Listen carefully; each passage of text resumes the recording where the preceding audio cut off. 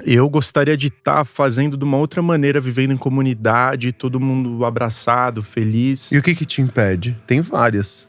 Cara, não, eu acho que a gente que tem a consciência, precisamos estar no meio do caos para Esse é um tentar ponto. implementar algo diferente, algo novo. E a gente precisa ocupar as cadeiras que hoje estão ocupadas por pessoas que pensam com esse pensamento suicida da humanidade.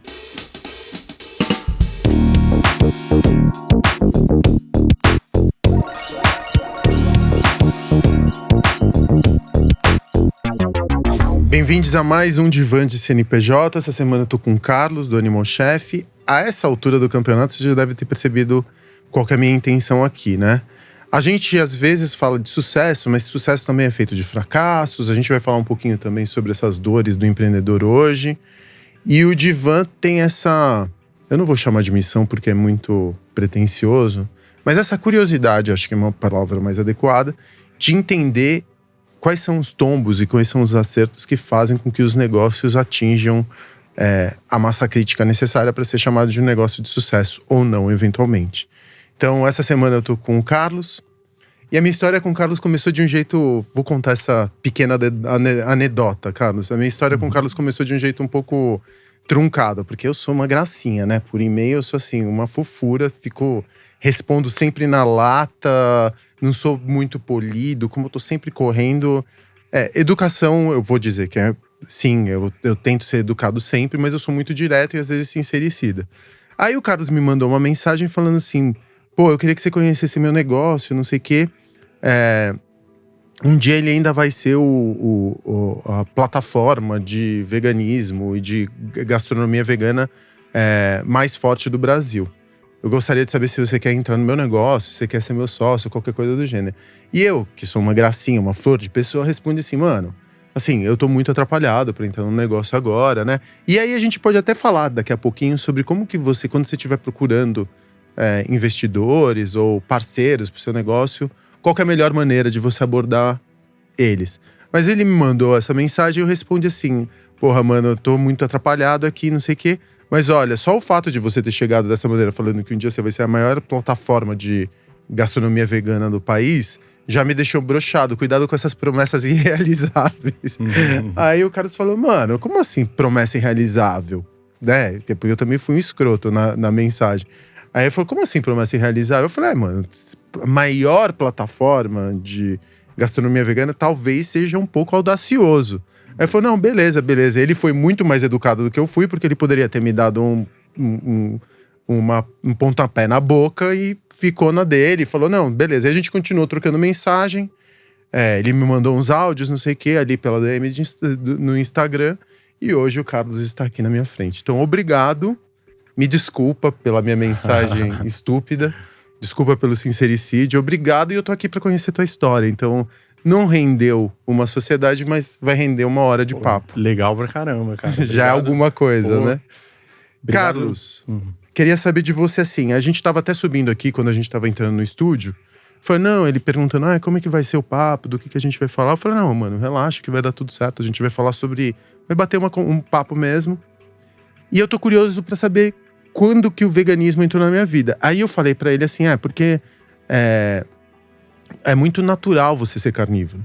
E o Carlos me corrigiu, ele falou assim: não é natural você ser carnívoro. Eu falei: não, você tem toda a razão, não é fisiologicamente natural, mas é socialmente imposto, né? Eu sempre tive o desejo, por uma série de questões. Acho que a gente não precisa nem entrar muito no campo do porquê que parar de consumir carne, que não necessariamente… porque hoje o veganismo é um movimento político, tô certo, né? Um movimento político. Sim. Que tenta eliminar o animal da nossa dieta por uma série de razões ambientais, de crueldade, e a gente vai falar um pouco sobre elas. Mas a gente fala sobre um futuro da carne onde você, por exemplo, tem a carne cultivada em laboratório, né? Tem muitos experimentos mundo afora com carne sendo produzida em bioreatores e tudo mais.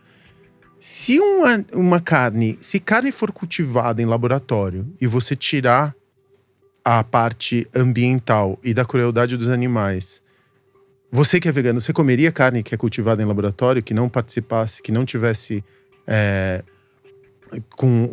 não carregasse a dor e a crueldade com o animal, você comeria uma carne feita em laboratório? Cara, eu experimentaria sem problema nenhum. Tipo, muito pela curiosidade, mas não é algo que me atrai a ideia de uma carne feita em laboratório, algo para eu utilizar como alimentação do dia a dia. Mas eu posso pontuar um negocinho Pode, sobre por favor, sobre o nosso papo. Eu acho que, cara, hoje em dia existem muitos negócios que levantam a bandeira do veganismo, mas eu acho que o veganismo, ele é um movimento, ele não é um nicho de mercado.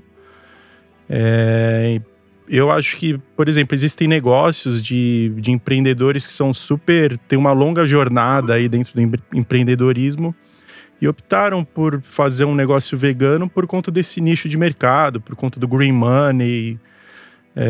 Existem muitos fundos de investimento hoje que estão olhando com olhos cheios de brilho para os negócios veganos. E tem empreendedores que levam em consideração que eles realmente fazem alimentos feitos de plantas, mas eles reproduzem uma lógica da indústria que é em colocar o lucro acima da qualidade dos alimentos. Uhum. E não só isso, mas, sei lá, tem um produto vegano que, você compra o produto e tem mais plástico do que produto na embalagem. Uhum. Eu não considero esses negócios de fato veganos. Eu acho que o veganismo vai bastante além de não ter nada de origem animal. Acho que é um movimento político, é algo que vai bastante além. Então, um negócio vegano, de fato, para mim, é um negócio que que leva em consideração o tipo de embalagem que utiliza, a qualidade do alimento que utiliza. Impacto em logística, né? Impacto em logística. Eu acho que não faz sentido, por exemplo, um negócio vegano que vem de uma Coca-Cola, por exemplo, que é a maior poluidora em termos de plástico do planeta. Então, a minha ideia é criar uma plataforma que seja de fato vegana. E veganismo tem muito a ver com sustentabilidade. A sustentabilidade real e não essa sustentabilidade marqueteira. Money, né? Eu acho que nesse caso a gente acaba por confundir duas coisas. O veganismo, ele tá fundamentalmente alicerçado na dieta. Você eliminar produtos de origem animal. É uma filosofia maior que envolve sustentabilidade também? Sim, totalmente. Obrigado por me educar, que eu não sabia. Você pode então… Mas então, se você comprar uma cenoura no supermercado e essa cenoura tiver embalada numa sacolinha de plástico, essa cenoura deixa de ser vegana? Então, o veganismo… Ou essa dieta deixa de ser vegana? Porque a cenoura não vai ser vegana, é um vegetal só. A definição de veganismo é você consumir e viver dentro do possível, o mais próximo dentro do possível, sem explorar nenhum tipo de animal, sem… Mas e o petróleo dentro dessa lógica? Então, não dá pra você ser 100% vegano. Isso é utópico, isso não existe, principalmente vivendo numa grande cidade. Uhum. Mas você pode, por exemplo, selecionar os produtos. Em vez de usar um produto Unilever, usar um produto de uma marca menor. Em vez de usar um produto que tem quilos de plástico na embalagem, utilizar um produto que não tem. O veganismo, ele é impossível, assim, de ser atingido, a não ser que você seja um eremita vivendo no meio da floresta. Que, diga-se de passagem, quando você mora numa cidade grande, o teu impacto no ambiente… Eu, pelo menos, já li alguns estudos que diziam que o impacto no ambiente, quando você mora numa cidade grande, porque você otimiza a rede de distribuição de energia, né? A sua pegada de carbono é menor morando numa cidade do que morando num campo. Então, mesmo que você for um eremita e tudo mais, você vai ainda deixar uma pegada de carbono, porque você vai ter que… tudo bem, a não ser que você realmente volte para o século XVIII ou XVII e não dependa de matriz energética. Uhum. Mas o nível de desconforto, segundo a vida moderna atual, seria relativamente grande, né? Eu acho que é até um pouco utópico. Então existe esse caminho.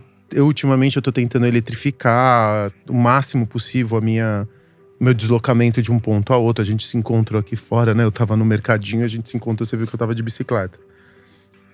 Então eu tô tentando, de alguma forma, diminuir a minha pegada. E eu tô fazendo… Mas eu tô no campo do privilégio. Uhum. Você veio da onde, Carlos?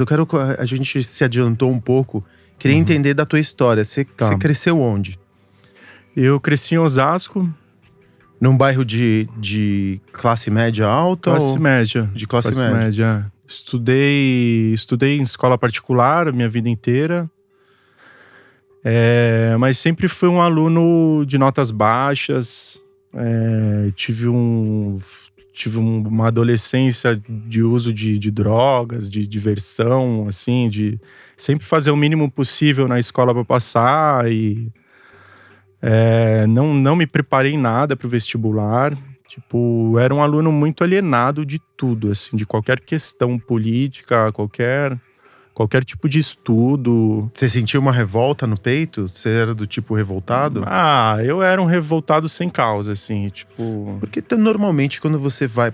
É muito interessante entender qual o uso que determinados movimentos políticos, como por exemplo os punks, os skinheads, eles se associavam com o veganismo também em algum momento, Sim. né? Uhum. O veganismo também é um movimento de resistência. Ele tem esse lado de você resistir ao establishment, ao sistema. E atrai esses movimentos de contestação do status quo, né? Sim. Você nunca foi punk, nada disso. Cara, eu curtia hardcore na minha Porque em Osasco tinha uma cena de punk, skinhead grande. Tinha Eu me lembro alguns lugares. Mas não foi isso que me levou ao veganismo. Tipo… eu cresci… quando eu conheci a universidade, quando eu conheci o vestibular, tive um tio que me ajudou muito a entender que tinha um vestibular para ser feito, que existia a universidade pública, que era a melhor opção e tal. Eu resolvi começar a estudar, então peguei um ano para estudar. E nesse ano eu estudei muito, dediquei meu ano aos estudos. Foi o primeiro ano que eu estudei na minha vida e foi aí que eu passei na Unicamp. Ah, você fez o que na Unicamp? Na época era gestão de empresas, porque eu já tinha essa ideia dentro de mim de ser empreendedor. Porque eu achava que era a única coisa que te dava um pouquinho de liberdade. Que lê do engano, hein? Que engana. Se ferrou. Mas aí eu fui para esse curso. Em tese era o primeiro curso voltado ao empreendedorismo do Brasil, que era baseado em modelos americanos, que a Unicamp estava sendo pioneira.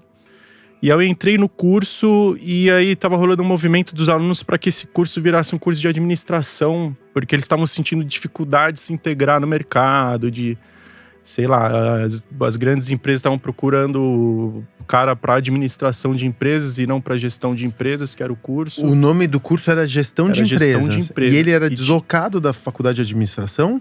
Não tinha faculdade de administração na época no Unicamp. Só gestão? Só gestão. E aí rolou esse movimento e tinha uma grade toda voltada para empreendedorismo. Era muito legal na época. E aí rolou esse movimento e acabou virando um curso de administração como tem na PUC, no Mackenzie. Sei, como em outros E aí eu perdi o interesse total. Mas na Unicamp eu tive muito contato com os coletivos, com o movimento estudantil. Fui para…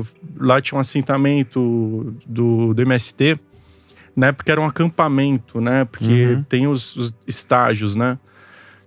Então, o acampamento é anterior ao assentamento. Anterior ao assentamento. Nos ouvindo. Primeiro você entra na propriedade, depois você acampa, depois você assenta e depois, no limite final, você tem o usufruto da propriedade, né? Quando ela é… Enfim, quando ela é… Qual que é a palavra? Desapropriada. Exato. Né? E aí eu tive contato com esses movimentos de esquerda, tive bastante contato com juventude do PSOL, do PSTU, que a gente achava até o Lula muito… que ele não tinha políticas… ele não fazia políticas de esquerda de fato, né? E essa é uma crítica, né? Que quando as pessoas vêm falar pra mim que o Lula… Diz que a gente tava falando isso antes de começar o podcast, né? Que o Lula é de esquerda, não é de esquerda, ele apoia o mercado, tá conversando com o grande empresariado, o vice dele é o Alckmin, enfim, pra esquerda mais… Esquerda que leva ao pé da letra, né, o pensamento dos filósofos de política, enfim, que de esquerda mesmo, o Lula é quase de direita. Sim. Né? Mas enfim, desculpa ter te interrompido. E Imagina. você teve contato com o movimento do Sem Terra, né? Que Sim. são os maiores produtores de alimentos orgânicos do país, Sim. né? O movimento Sem Terra. Acho que ele é o maior produtor de arroz orgânico da América Latina, né? Eles são guardiões de várias sementes crioulas também, que estão praticamente extintas, né? Por conta do agronegócio. Exatamente. Eles são assim, importantíssimos. Mas eu O que conheci... são sementes crioulas? São as sementes originais, porque as sementes elas vão sofrendo modificações genéticas, né? Muitas delas feitas com propósitos mercadológicos, aliás, acho que todas elas. E eles têm um banco de sementes, que é algo muito importante para a humanidade, para o futuro. Tem várias espécies que estão em extinção, tipo o grão de bico, por exemplo, eu acho que nem existe mais plantações de grão de bico do que ele era no passado. E... Que curioso, eu não sabia disso. Os caras, eles são muito importantes, velho. Mas eu também conheci um lado B do Movimento Sem Terra, que cara, são pessoas que estão à frente do Movimento Sem Terra, e existem lugares que eles priorizam em detrimento de outros. Esse assentamento que eu ia, esse acampamento que eu ia, ele era um lugar que não era assistido, não tinha nenhum tipo de assistência da central. Da central, E... Se é que dá pra chamar de central, né? Mas da liderança. Da cúpula, Da cúpula. Mas, foi uma experiência fantástica. Isso era um curso de extensão dentro da Unicamp, formado por alunos, para construir uma escola dentro do assentamento. Então, os alunos passavam por essa vivência, claro, quem se inscrevesse. E aí a gente aprendeu a fazer tijolo a partir da terra. A gente aprendeu como fazer a estrutura da escola. A gente aprendeu como subir uma parede de tijolo. Que da hora. A PUC tinha isso também. Muito legal. A PUC usava o método Paulo Freire para ensinar os alunos de ciências sociais. Bom, me lembro porque eu era das ciências sociais. Alfabetizar adultos, e a gente ia pro acampamento também do Paranapanema, enfim, ia pros assentamentos do movimento para alfabetizar os adultos, os camponeses que não eram alfabetizados. Muito louco. Que a PUC, a Unicamp. Acho que a USP não tem, porque acho que a USP é um pouco mais elitizada. A EJA, né? É a EJA, Mas a PUC eu me lembro que tinha. Eu não sabia que a Unicamp tinha também. Tem. Muito legal. E isso faz anos, né? Eu não sei como tá hoje, se eles viraram assentamento e tal. Isso é em Limeira. Eu tive contato assim com o movimento de esquerda aí que eu comecei a questionar certas estruturas da sociedade. Nessa época eu ainda não tinha nenhum contato com vegetarianismo e veganismo, mas eu tive contato com essas mazelas sociais, assim, começou a me incomodar. Legal, deixa eu te fazer uma pergunta, Carlos. Perdão por te interromper. Tua matriz ideológica é de esquerda, certo? Pelo que eu tô entendendo. Sim. Como que você consegue associar essa matriz ideológica de esquerda ao fato de você hoje ser um empresário que tem 4 negócios? São 3 unidades próprias. 3 unidades próprias. E 2 franquias. Que é expansionista. Que tem vontade de, enfim, dominar o mundo, controlar o mercado. Em que momento... Eu tô te perguntando isso porque eu também tenho a mesma matriz ideológica de esquerda. E em que momento você, por exemplo... Cara, eu vou contar uma coisa que aconteceu ontem. Eu fui num Lava Rápido. E... Desculpa te interromper, mas acho que isso exemplifica o que eu tô falando aqui. Eu fui num Lava Rápido e percebi que o cara tava aplicando um golpe. O trabalhador, né? Percebi por quê. Ele falou, então a maquininha tá com problema, não sei o quê. Você pode mandar um Pix pra mim? Eu tinha lavado o carro, já era final do dia, o movimento já tinha abaixado. E aí eu tava no shopping center. Manda um Pix pra mim? Eu falei, lógico, manda um Pix. Entrei no Pix, o cara, é meu CPF. Deu o CPF, veio o nome do cara. Eu falei, irmão, deixa eu te perguntar uma coisa. Não deveria estar o CNPJ do estacionamento aqui? Do Lava Rápido aqui? O cara falou, não, é o meu mesmo. Eu falei assim, eu não tô me sentindo muito confortável de mandar esse Pix pra você. Eu posso pagar no cartão de crédito? Porque ele falou que o cartão de crédito não tava funcionando. Ele falou, não, peraí. Aí ele tirou a maquininha, eu passei. E ele ficou muito constrangido. Então eu tô partindo do pressuposto que se eu sou dono do estacionamento, do Lava Rápido, eu vou pedir para um funcionário receber um Pix na conta do funcionário, né? CNPJ manda pra conta. Eu olhei pra minha filha que tava do meu lado, entrei, eu falei, Pina, tô com um dilema moral. Porque eu sou dono de negócios, eu sei que existe um desvio, eu sei que existe, até por conta do conflito de classes, né, que a gente tem aqui no Brasil, a guerra de classes, melhor dizendo, sempre tem aquela coisa do patrão desgraçado e do funcionário que, enfim, é oprimido, né? Você sabe que tem essa polaridade, essa tensão entre as classes sociais. E eu falei pra ela, eu não sei, eu como dono de negócios, eu tenho vontade de ligar pro dono do estacionamento e falar assim, você tá sendo roubado, ou furtado, melhor dizendo. Estão criando um esquema dentro do teu negócio, porque já criaram dentro dos meus. E por um outro lado, eu simpatizo com o trabalhador, porque se no final das contas ele deve ser oprimido, ele deve ganhar pouco, ele pode estar passando por algum tipo de dificuldade. E ele tá desesperado e, portanto, ele tá cometendo esse golpe. Que não deixa de ser uma ilegalidade. E eu fiquei preso dentro dessa tensão, a empatia com relação ao empresário e a compreensão por parte do trabalhador oprimido. E eu fiquei nesse dilema moral. Eu falei, filha, estamos diante de um dilema moral. O que eu faço? Eu ligo pro empresário ou eu passo um pano e deixo o trabalhador depenar o Lava Rápido, né? Porque no final das contas, se ele for esperto, ele vai fazer 1 em cada 10 transações e aí não vai ser notado. Mas e aí, o que eu faço? Ela falava, eu não sei, eu também tô preso no dilema moral. Depois, no final das contas, a gente ficou do lado do trabalhador. E até agora eu não engoli esse negócio tá dentro de mim. Eu falei, mas já fizeram isso comigo e é dolorido. Como que você consegue resolver essa tensão de ser de esquerda, ou ideologicamente de esquerda, e ao mesmo tempo ser empresário? Cara, é muito foda, velho. É muito foda. É foda, né? Porque, eu resolvi essa tensão falando o seguinte, porque me chamam muito de esquerdista de iPhone. É a acusação principal que eu recebo. Aí eu falo, não, mano, eu sou esquerdista de iPhone mesmo, eu quero que todo mundo tenha o iPhone. Eu quero que todo mundo tenha acesso às coisas boas da vida, como eu tenho acesso. Eu não vou ficar andando com celular de merda, porque eu não tenho vergonha de ter ganhado dinheiro. Porque eu ganhei dinheiro com o meu trabalho, jogando limpo, não tenho dinheiro de herança, não construí do zero, apesar de ser privilegiado, branco, hétero, cis. Já parto de um campo de privilégio, mas eu não sou herdeiro. Então, o que eu conquistei… E aí, como que você consegue resolver isso, cara? Como você paga teus funcionários? Qual que é a tua relação? Você paga um salário melhor? Como que você se alivia? Porque, ao ser de esquerda… E eu não sei se você é um homem rico ou não, eu também não vem ao caso saber. Mas, se você tem 3 lojas e 2 franquias e é expansionista, você pode estar reinvestindo nos seus negócios.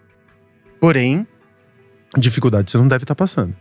Porque senão você não estaria expandindo, né? Ou não, eu posso estar falando bosta também, vai. Fala você, que eu tô falando demais.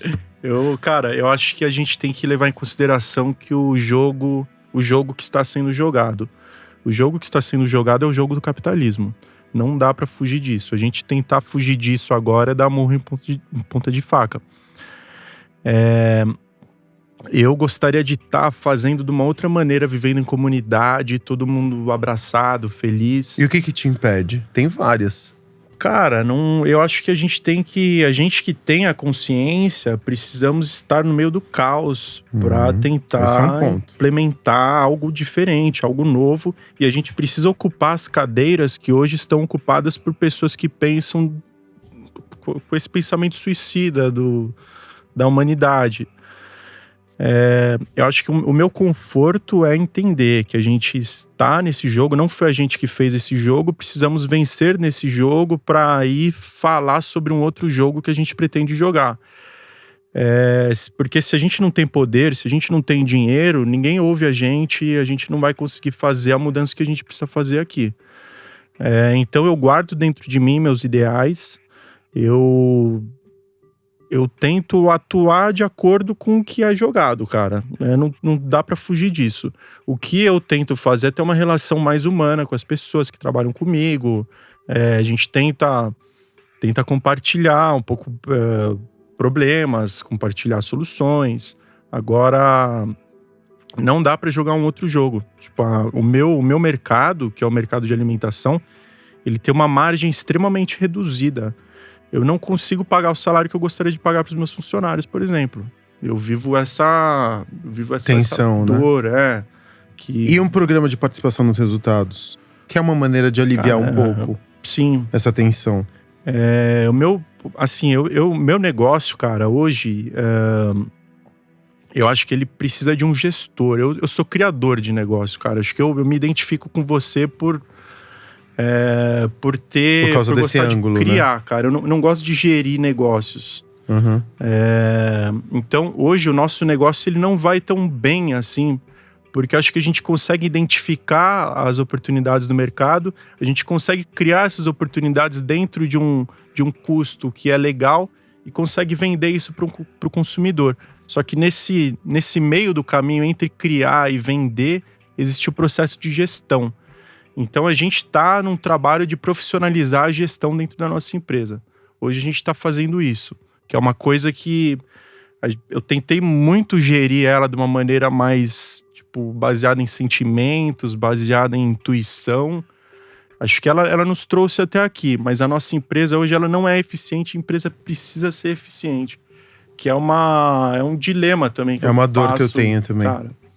Muitas vezes, quando você é criador, você não é um bom gestor. E é uma coisa que eu também falo muito pra minha equipe. Eu falo, de nada adianta. A gente tem dentro da nossa sociedade, a gente tende a ver a parte da criação quase que essa parte de construir o produto é o que todo mundo quer, né? Todo mundo quer construir produto, todo mundo quer fazer comunidade, contar história, marketing, caralho. Só que a parte de gestão, se você não tem uma boa gestão, você não consegue fazer absolutamente nada. O produto ele começa a se corroer, ele começa a se desmanchar, porque você tem que cortar custos de algum lado. É muito foda essa parte da gestão. Uhum. E a gestão tá nas pequenas coisas, né? Sim. Tá nas coisinhas minúsculas, cara. Você tem que tá num amendoim a mais que você usa numa receita. Acho muito chato isso, velho. Cara, muito... Não é pra mim isso. Mas a porra do amendoim é o produto. A gestão, ela tem que ser entendida como tudo. Tudo é o produto. A gestão é o produto. Então, a porra do amendoim... Uma coisa que eu aprendi foi até com o meu sócio. A gente tava tava desenhando um drink. Eu tô falando demais, né, Carlos? Desculpa. Fala. Tempo. Que é mais um bate-papo do que uma entrevista. Uhum. A gente tava fazendo um dry martini e a chefe... a chefe de bar, ela colocou 2 azeitonas no dry martini. Uhum. E quando a gente perguntava pra ela, por que você colocou essas 2 azeitonas? Curioso, 3 azeitonas, né? Ela falava assim, não, porque é belo, é bonito, não sei o quê. Falei, tá, beleza. E eu partia, como era a criação dela, eu partia do fato de que, não vou ficar mexendo na criação do gênio criador, né? Que no caso era bartender. Aí a gente tava fazendo ficha técnica, eu olhava pro preço do dry martini, com aquelas 2 azeitonas a mais. Aí meu sócio virou e falou assim, você pode fazer um com uma azeitona só? Ela fez um com uma azeitona, e a gente começou a perceber que as pessoas nem comiam as 3 azeitonas. Muitas vezes a azeitona ficava espetada ali no garnish. E aí a gente fez as contas de que 2 azeitonas multiplicadas pelo número de drinks que a gente vendia por mês, multiplicada por ano, multiplicado por 5... equivalia, sei lá, 12 mil reais ou 15 mil reais. Tipo, 2 azeitonas a mais. No arco longo, aquilo começa a representar uma quantidade de energia gigantesca. Sim. Então, às vezes, um amendoim, 2 amendoins que você deixa… Eu tô exagerando, obviamente. 2 amendoins é muito pouco. Mas qualquer coisa que você consiga mexer no produto de forma que ele não reduza a experiência, mas que no final das contas otimize a lucratividade do mesmo, é importante pro negócio. O negócio não é o produto, o negócio é o todo. Sim. Isso eu tô aprendendo a duras custas, assim. Exato. Ficar o tempo inteiro pensando, isso aqui é importante pra experiência final da pessoa? Quando não mexe. Agora, se for questionável, tira. E deixa o negócio mais lucrativo. A gente ficou, tipo… A gente tem 6 anos, né? A gente começou em 2016. E nos 2 ou 3 primeiros anos do negócio, que eu comecei um negócio com um argentino. Ele era meu sócio no início também. E não deu certo? Não deu certo a permanência dele. Porque no início o negócio não dá dinheiro, né, cara? Ele que pediu as contas? Ele pediu pra sair? Não, tipo, a gente começou junto como sócios. O nome dele é Pablo, ele é lá de Córdoba. Ah, eu sou de Córdoba Você é de também. Córdoba Sou de também? Córdoba. Ele é especializado em carnes, cara, argentino, né? É chefe de cozinha há mais de 15 anos. E aí Ele continua no Brasil? Continua no Brasil. No começo do negócio era tipo ele com as receitas e eu com a parte de marketing, ideais e tal. E aí logo no começo ele tinha muito mais contas do que eu, tinha aluguel e tal, na época eu tava morando com a minha mãe. Então ele ficou uns 4, 5 meses no negócio. E aí eu fui tocando numa época que a gente tinha uma chapa emprestada e eu fazia a panfletagem, fazia os hambúrgueres e saía pra entregar. Eu fazia as 3 coisas, tipo, sozinho. Qual que era a base do hambúrguer? Soja? Não, a gente nunca usou soja, cara. A base do nosso hambúrguer principal hoje é lentilha vermelha, arroz 7 grãos, cenoura, beterraba, farinha de mandioca e especiarias. E, bom, aí a gente começou esse negócio, aí deu uns… Perdão, nossa, mano, desculpa. Imagina. Você não queria usar soja porque ela tá ligada ao agronegócio, que tá ligado ao gado, que dentro daquele pensamento sistêmico, a soja, ela é menos sustentável, logo ela não tá dentro da filosofia maior de que, imagino, que a filosofia que você emprega é quanto menos impacto ambiental deixar melhor. Acho que a soja é um puta alimento, é um excelente alimento. A questão é… Hoje o centro-oeste do Brasil e as fronteiras que estão avançando para cima da floresta amazônica são de soja. São em grande parte de soja. Mas não é por causa disso que eu não uso a soja. Eu não uso a soja porque eu não gosto de soja. Eu acho que existe uma grande rejeição sobre a soja, na parte de experiência mesmo, de sabor, de textura. E tem muita gente que tem alergia também, né? Tem alergia, mas assim, é um puto alimento, cara. Eu não sei sobre a soja transgênica e eu tenho a impressão que esses PTS, que é essa proteína texturizada de soja, ela utiliza alguns ingredientes, até derivados do petróleo também, que me parece que não é uma boa coisa de consumir. Mas não é exatamente por conta disso que eu não uso a soja, por conta da questão política. Então essa foi a primeira parte do Divã de CNPJ do episódio de hoje. Se você quiser a continuação, tá no segundo vídeo aqui no próprio canal do Divã aqui no YouTube.